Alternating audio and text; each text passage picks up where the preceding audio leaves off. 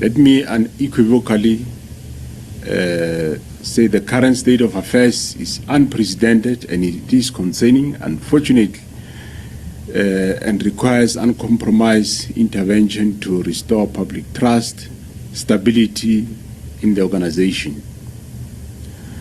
We as SAPS, we acknowledge fully the commitment made by His Excellency, the President of the Republic of South Africa, President Ramaphosa, who said he will attend to this matter as soon as he arrives into the country. Members of the media, we are ready to brief the President, and as such, the National Commissioner could not have done anything now. We await that we will engage the President as when he called us.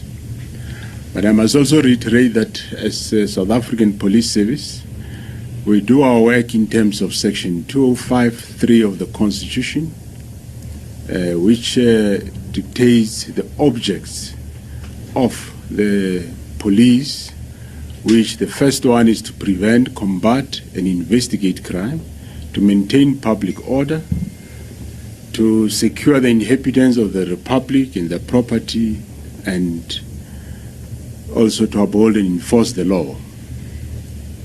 Section 207(2) further says that the National Commissioner shall manage and control the police service in accordance with the national policing policy and the direction of the cabinet member responsible for policing, referring, in this case, and my reference refers to the Minister of Police.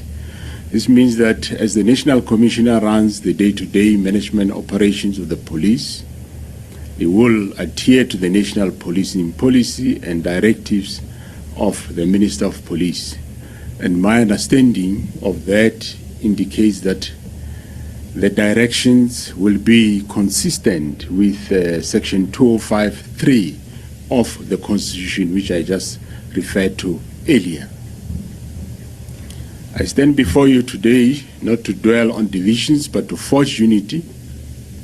And I pledge to you, the people of South Africa, and to every dedicated member of the service, that we will strive for unity in the police service. Together we will make sure that neither internal nor external forces fracture the unity of South African police service. It is on that score that I call upon members of the police service, the men and women in blue, to stay together, stay on course, do your work, protect the South Africans as you are called upon in terms of the Constitution, and focus on doing your work, while matters that have come to light will be attended to. Now, turning to firearm distractions, we will be today destroying 12,499 firearms and parts of the firearms weapons that once fueled terror to our society. This act is not just symbolic, it's a strategic blow against the crime that threaten the safety of our people. Earlier this year in February, we destroyed 16,049 firearms, including today's operation. The total number of firearms and parts obliterated by SAPS over the past 5 years stand at 291,993. These are firearms taken out from the streets and destroyed, and they will never go back to the street. Each one represents a potential life saved, a family spared from grief, and a community fortified against chaos. With the firearms that we are destroying today, just to indicate where they come from, Gauteng brought in the majority of the firearms with 5,099, followed by the Western Cape with 2,333, KwaZulu-Natal with 1,574. 1,332 firearms were from the Eastern Cape and 460 from the Free State. Limpopo brought in 343 and Mpumalanga contributed 519 each of these firearms, while Northwest contributed 417, Northern Cape 322. From April 2019 to date, a total of 292,092 firearms have been destroyed through the firearm destruction operations. As you are aware, firearm remains the most preferred weapon in terms of serious and violent crimes, especially murder and attempted murder, countrywide, but more so the provinces which contribute majority of the crime in South Africa, which is Gauteng, Western Cape, Eastern Cape, and KwaZulu-Natal. Through Operation Chanela, we are seizing not less than 100 firearms per week, and in the last 7 days, 106 firearms were seized. In the previous week, of which 115 firearms were seized, and with the week before, it was 102 firearms that were seized. Of course, these firearms, yes, some of them come from stolen and robbed from law enforcement agencies, but some of them come from the firearm owners in the country, where they get stolen and or robbed from citizens. We remain resolute and focused on our targeted operations to completely remove these firearms from the hands of communities, especially young people. Our high-density Operation Chanela, continued to yield desired results. We are forever grateful that within our ranks we have dedicated members that are equal to the task. You must have seen the past week where we had takedowns of a sea route to Gauteng, those that ran away from that specific operation. They were arrested along the way, taken down while coming back to Gauteng. As we know that alcohol is the biggest contributor when it comes to main causes of conduct crimes such as serious and violent crime, including assault, sexual offenses, and murders. From the beginning of the new financial year, starting 1st April 2025 to date, 4,669 unlicensed legal premises has been shut down in the country, with firearms being the biggest contributor for murders in the country. It is encouraging to know that 1,586 illegal firearms has been removed off from our street in the past 3 months. A total of 210,532 suspects were arrested for various crimes ranging from murder, rape, assault GBH, illegal possession of firearms and ammunition. The following arrests were also made since April to date: 30,000 suspects found in possession of drugs, 11,217 arrested for driving under the influence of liquor, 3,290 for dealing in drugs, illegal dealing in liquor, murder 2,225, attempted murder 1,819, and 2,611 were arrested for rape. In terms of seizures, 626 explosives used mostly in cash in transit heist and ATM bombings and illegal mining have been seized. And a total of 907 hijacked and or stolen vehicles have been recovered in the country and also at our borders. With regard to GBV and F, as part of the ongoing government-led campaign against gender-based violence and femicide, between April and May, 416 GBV perpetrators were sentenced to time in prison. 57 of them were handed down life sentences. 43 were handed down 20 years and above. while 193 were handed down 1 to 9 years imprisonment.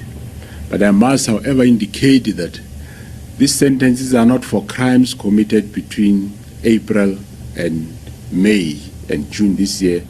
It varies. It comes quite a long way, but these cases were finalized during this specific period. And turning to crime intelligence, crime intelligence remains a cornerstone of South African police service in terms of providing proactive and reactive intelligence to prevent crime, especially organized crime, including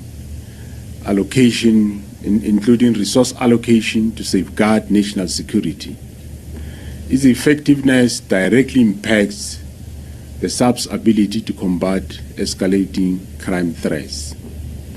Following the arrest of the Divisional Commissioner of Crime Intelligence, Lieutenant General Khumalo, and 6 others, on Thursday, 26th of June to date, the Human Resource Division of the SAPS has processed the matter in line with the SAPS disciplinary regulations of 2016. All 7 these senior officers has been temporarily transferred out of the Division Crime Intelligence, pending more information which we have requested from IDEC that will indicate to us as to what further course of action we can do. With that said, ladies and gentlemen, let me take the opportunity to announce that the Acting Divisional Commissioner for Crime Intelligence for now will be Major General Solomon Makhatu. Major General Makhatu is the current head of the Directorate for Priority Crime Investigation, also known as the Hawks, in the Western Cape. He brings to this position a wealth of experience and knowledge in the intelligence and detective space, with 36 years service in both environments in SAPS. He holds a BTech degree in policing as well as National Diploma in Police Administration. We have full confidence in Major General Makhatu, and we trust that his leadership will enhance efficiency and maintain stability within crime intelligence. On conclusion, ladies and gentlemen, we remain resolute and will give Major General Makhatu the support, together with senior managers that are in that environment. For us as management, this is a pivotal moment. We will be judged, of course, by resolve and to adhere to the law and our unwavering commitment to service. We have full confidence in members of SAPS to serve with honor on a daily basis. We draw strength from their daily commitment and exemplary service to communities. This is the time to not to divide, but to stand together and fight crime together. I thank you. General, online we have received a few questions from members of the media. The first one is from Newsroom Africa. Can the Commissioner give us clarity on the nature of the investigation that the KZN Commissioner Lieutenant General Mkhwanazi says was started into the Police Minister? What is the scope of this investigation? Well, look, one does not venture into criminal investigations. The Provincial Commissioner did indicate what he's investigating, but one cannot venture into a criminal investigation, and the province have got the authority to investigate criminal cases. Okay, and then the next question, General, it comes from Siavuya. Quick one, the dockets Lieutenant General Mkhwanazi referred to that were allegedly taken away to SAPS headquarters. What is the National Commissioner's understanding of that alleged decision? Well, I think you have seen in the media, it is a to and fro. We rather leave that space to allow that we as the President said, he will intervene. Let him intervene, and those will be matters that are subject to investigation. It will not assist the nation that General Mkhwanazi say something, General Sibia say something, and I say something. And so I think the space has been met enough. Let's leave that for investigation. And then the other question, General, what is the status of the political killings task team? Did the National Commissioner authorize the closure of the units? Well, I'm sure you have not seen any letter that I've signed to close the unit. I have not signed it, and I don't think anybody have ever seen a letter where I've signed off the closure of the unit. Another question from News 24. Can the Commissioner please advise if he was aware of the allegations Lieutenant General Mkhwanazi came forward with on Sunday prior to the press briefing? Look, provincial commissioners have got the prerogative to brief media. Yes, he did indicate that he's going to brief media on the work of political task team, which for quite a long time we haven't done a briefing. So one does not really have a problem in him briefing the media on the work of the team, which even if the team was project manager was Lieutenant General Khumalo, who was leading the team, it is not a problem if he talk about it, because it is operating within the province of KwaZulu-Natal, which is his terrain.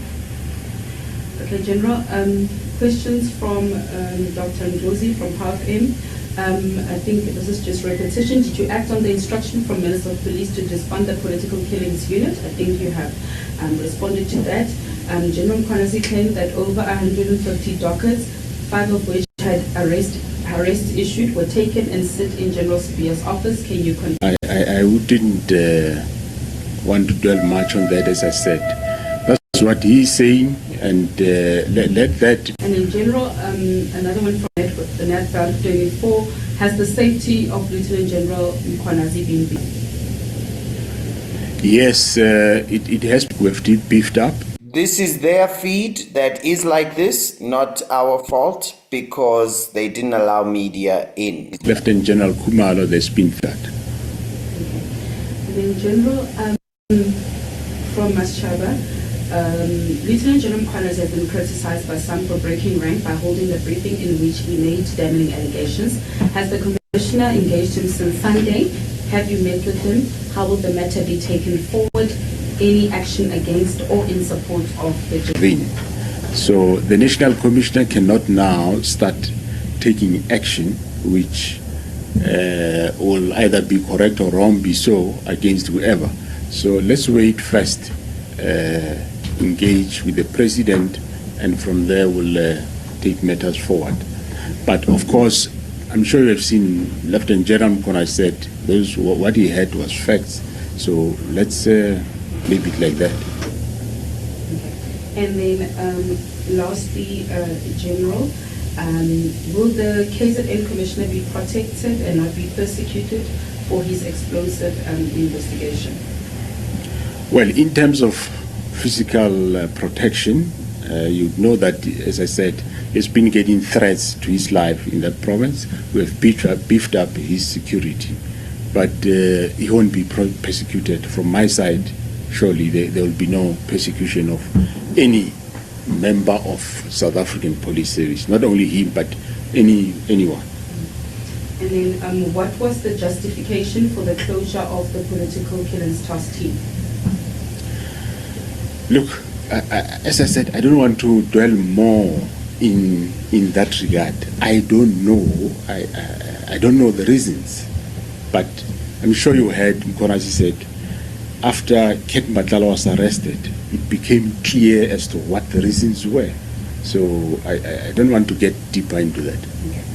And General, on today's firearms destruction from Colin Gambi, the firearms allegedly used to commit political killings and other high-profile crimes, will they be part of the destruction?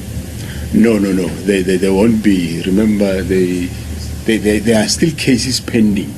So those firearms are still going to be preserved as evidence. So the society shouldn't think that I'm here to destroy those firearms. The cases are still pending, and those firearms are still linked to more than cases in any way, of quite a number of even artists killed in this country. So they are not about to be destroyed. They will be kept until those cases are finalized. General, and then lastly, to your knowledge, are there any members of the executive, including the police minister, who are being investigated for political interference in the work of the task team? I am not interested in answering that one. Okay, I think that's all from the journalist general, and I think that calls the end to our media briefing. Thank you. Well, ladies and gentlemen, there you have it. So, KZN Police Commissioner Mkhwanazi dropped bombshells on Sunday, and this is the National Commissioner coming back for the first time. And did he say anything? Not at all. Did he answer any question? No, he has not wanted to keep that hot potato on his lap. He is waiting for the president and will only answer then. So we heard the shocking allegations in the video that's popping up now. Political interference, about dockets that were moved, deep-rooted corruption inside the SAPS. Do we know how far the rot goes? Does it go up to the commissioner's office? We heard a response on that video from Lieutenant General Sibiya, who just rubbished Mkhwanazi's claims and character and just responded in all sorts of directions. So we don't know yet, but we know President Ramaphosa is at BRICS, and he says he's coming back and he will then look into it. So we know President Ramaphosa can look into an issue for 3 days, 3 weeks, 3 months, 3 years. We're still waiting to hear so that we can get response to Mkhwanazi's corruption claims and Masemola, the National Commissioner, Mkhwanazi's KZN Commissioner. And so that's all we have right now. It's very important that law and order is in place, because that is actually the first function of government. And that is the one thing that government cannot get wrong. From the day that the government is proved incompetent with law and order, the government no longer deserves taxes. That is if you follow 1 Peter 2 and Romans 13. So anyway, no man can serve two masters. Either he'll love the one or hate the other, or he'll despise the one and respect the other. You cannot. It is an impossibility. It is a conflict of interest that you can never balance. You cannot serve God and Karl Marx, because God set up the standard of right, wrong, good, bad, what works, what doesn't work. Karl Marx replaced all of that with black, white, oppressed and oppressor, class versus class, instead of good and bad, right and wrong. So you can't serve both. But let's make history together. Let me hear your thoughts, what you think about it. Let me hear, maybe I'll read 1 or 2 or 3 comments, and we are out. I can't believe this. It is. It's unbelievable. Keep the files, yeah. Ramaphosa has not acted against these corrupt officials. All of them are rotten. Away with criminals, cops. There's no unity at this stage. Well, this is where we are. Thanks for watching. In faith, South Africa will prosper. South Africa will absolutely prosper.